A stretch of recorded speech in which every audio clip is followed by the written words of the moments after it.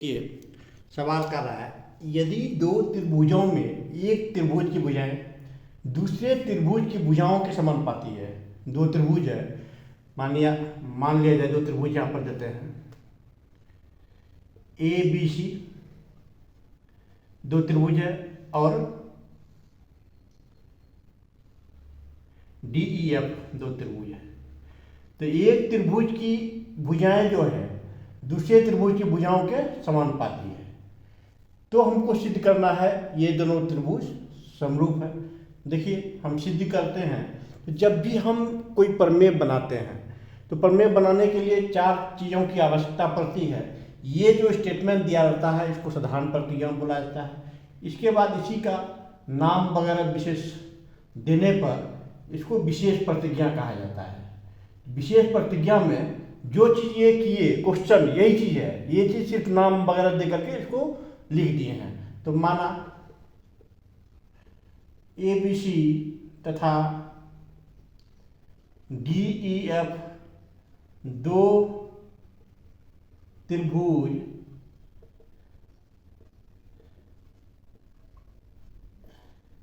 इस प्रकार है कि ए बी बटे डी ई बराबर ए सी बटे डी एफ बराबर बी सी बटे ई एफ, ये तीनों भुजाएं समानुपाती है।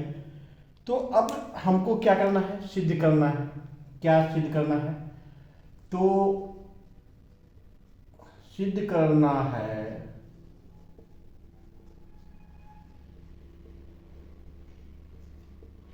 त्रिभुज ए बी सी समरूप त्रिभुज डी ई एफ। अब जो है सिद्ध करने के बाद दो ही चीज बचा, रचना और प्रमाण। तो यदि आप मेरे चैनल पर नए हैं, मेरे चैनल को लाइक एवं सब्सक्राइब अवश्य कर दीजिएगा। अब चलते हैं रचना में क्या क्या हो सकता है। रचना में देखिए ए बी डी के बराबर हो सकता है और नहीं भी हो सकता है, दो के हो सकता है। यहाँ दो स्थितियां उत्पन्न होती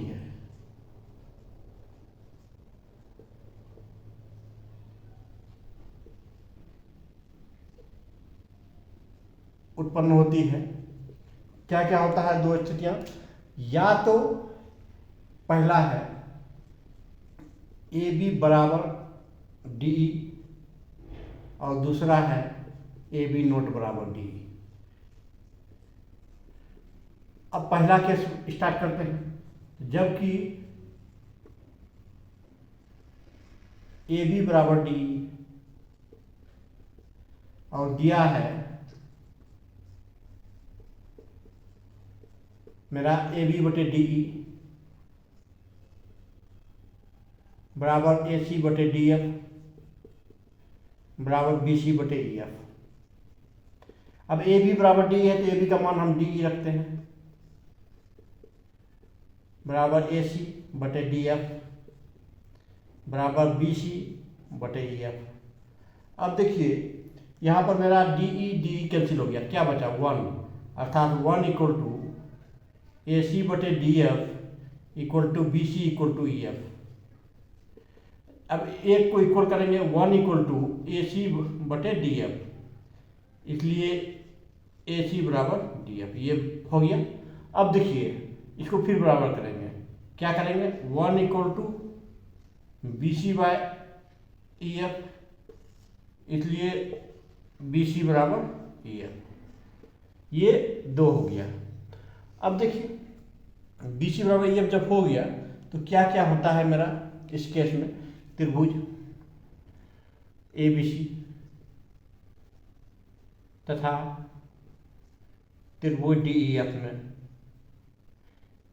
ए बी बराबर डी दिया हुआ है जब बराबर है, और ए सी बराबर डी एफ अभी प्रूफ हुआ है, और बी सी बराबर ई एफ। तो एस एस एस सर्वांग समता से त्रिभुज ए बी सी सर्वांगसम त्रिभुज डी ई एफ। अब सर्वांगसम जब होगा तो इसका संगत भुजा बराबर, संगत कोण बराबर होगा, अर्थात कौन ए बराबर कौन डी होगा, कौन बी बराबर कौन ई और कौन सी बराबर कौन एफ। तो हम ए समरूपता से पहले प्रूव कर चुके हैं, डबल ए या ट्रिपल ए लिखिए, समरूपता से त्रिभुज ABC समरूप त्रिभुज DEF, ये समरूप हो गया। अब कब समरूप हुआ? जब बराबर था। ये एक केस हुआ। अब दूसरा केस होगा जब बराबर नहीं है। जब बराबर है तो मेरा ये आया, आज जब बराबर नहीं है तब क्या आता है, तो उसको देखिए। बराबर नहीं है तो उस समय क्या आएगा मेरा, जब AB not equal to DE, दूसरा नंबर। तो इसमें भी दो स्थिति उत्पन्न होगा। क्या क्या होगा इसमें भी? दो स्थितियां उत्पन्न होंगी। वीडियो को बिल्कुल स्किप नहीं करेंगे, नहीं तो आप समझ नहीं पाएंगे। पहला क्या है, AB DE से छोटा होगा और दूसरा है AB DE से बड़ा होगा। तो पहला स्थिति लेते हैं, जब AB DE से छोटा है तब हमको एक रचना लेना होगा। रचना में इसमें क्या करेंगे, L और M। तो लेते हैं L तथा M दो बिंदु DE तथा DF पर इस प्रकार लिया कि AB बराबर DL और AC बराबर DM तथा LM को मिलाया है। रचना में हम इतना कर दिए, यानी ये इसके बराबर कर दिए, ले लिया, और ये इसके बराबर, और इस LM को मिला दिए हैं। इस LM को मिलाने के बाद मेरा अब अगला क्या आता है, ये ध्यान से देखिए। अब है प्रमाण। अगला स्टेप में मेरा प्रमाण होता है। प्रमाण में क्या करेंगे कि यहां पर देखिए दिया हुआ है, मेरा दिया है AB बटे DE बराबर AC बटे DF, ये दिया है। और देखिए यहाँ पर AB बराबर हम लिए हैं DL, ये इसको हम लिख सकते हैं DL बटे DE बराबर AC बराबर DM लिए हैं DM बटे DF। तो इसको एक में अब कर दिए हैं, अब इसको पलटा देंगे तो DE बटे DL बराबर DF बटे DM, उल्टा करने पर। अब दोनों ओर एक घटाते हैं, DE बटे DL माइनस 1 बराबर DF बटे DM। जो करेंगे दोनों ओर हम कर सकते हैं। तो DE माइनस DL बटे DL बराबर DF माइनस DM बटे DM, ये हो जाएगा। जब ये घटाएंगे तो DE में पूरा में से ये DL घटाए तो बचा मेरा LE बटे DL, LE बचे DE। अब देखिए DF में DM घटाए तो बचा मेरा MF अब बटे DM, इतना बचा। फिर उल्टा कर देते हैं तो इसको हम लिख सकते हैं DL बटे LE बराबर MF बटे DM। ये DM ऊपर चला जाएगा, DM बटे MF,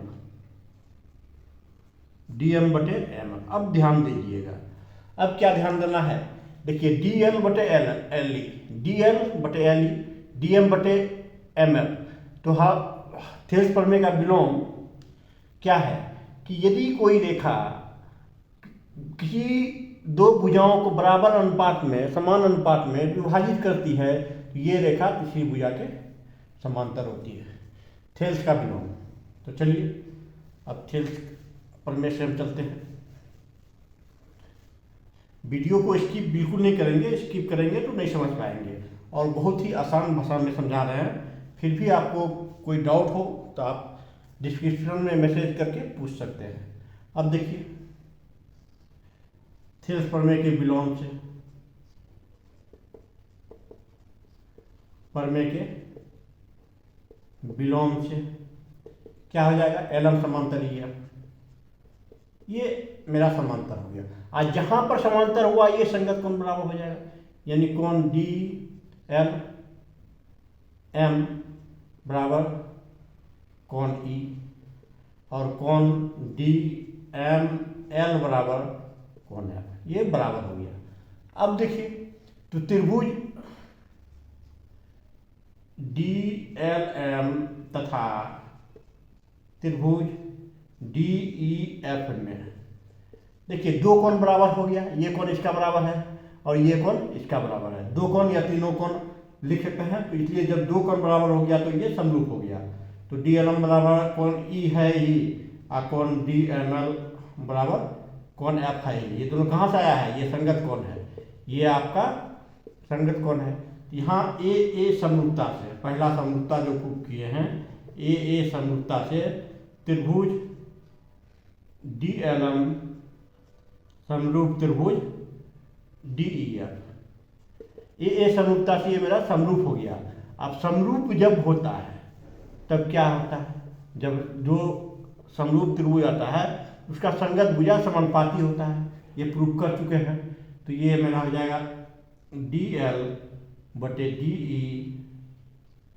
बराबर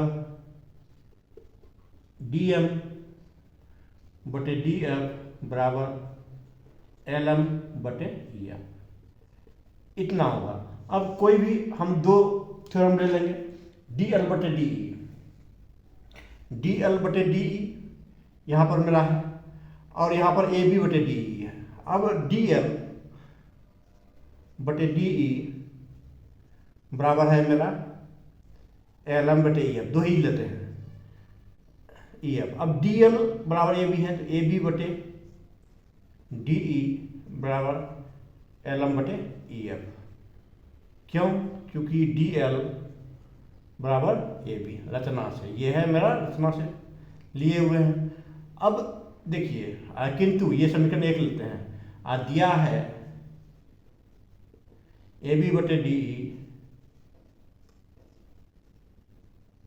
बराबर BC/EF, ये समीकरण दो लेते हैं। यहाँ AB/DE इसका बराबर है, यहाँ AB/DE इसका बराबर है, इसलिए क्या हो जाएगा, LM/EF बराबर BC/EF, ये हो जाएगा।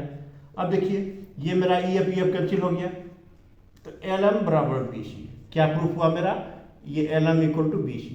अब देखिए हम करते क्या है, अब इसको यहाँ पर डिलीट करते हैं। पहले डिलीट करने के बाद मेरा त्रिभुज ABC और DLM में देते हैं, त्रिभुज ABC तथा त्रिभुज DLM में क्या क्या बराबर है, ये देखिए क्या क्या बराबर हो रहा है। यहाँ पर हो रहा है मेरा AB बराबर DL, AC बराबर DM, ये है रचना से,